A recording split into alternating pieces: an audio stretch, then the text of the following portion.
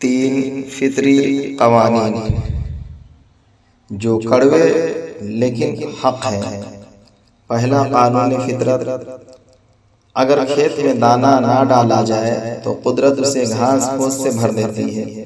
اسی طرح اگر دماغ کو اچھی فکروں سے نہ بھرا جائے تو کچھ فکری اسے اپنا مسکن بنا لیتی ہیں، یعنی اس میں صرف الٹے سیدھے خیالات آتے ہیں اور وہ شیطان کا گھر بن جاتا ہے۔ اس لیے مثبت سوچیں، اچھا سوچیں۔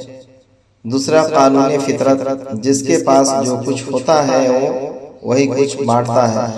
خوش مزاج انسان خوشیاں بانٹتا ہے، غم زدہ انسان غم بانٹتا ہے، عالم علم بانٹتا ہے، دیندار انسان دین بانٹتا ہے، خوف زدہ انسان خوف بانٹتا ہے۔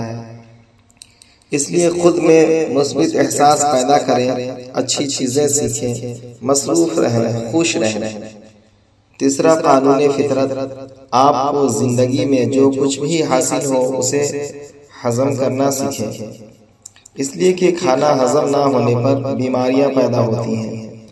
مال و ثروت ہضم نہ ہونے کی صورت میں ریاکاری بڑھتی ہے، بات ہضم نہ ہونے پر چغلی اور غیبت بڑھتی ہے، تعریف ہضم نہ ہونے کی صورت میں غرور میں اضافہ ہوتا ہے، غم ہضم نہ ہونے کی صورت میں مایوسی بڑھتی ہے۔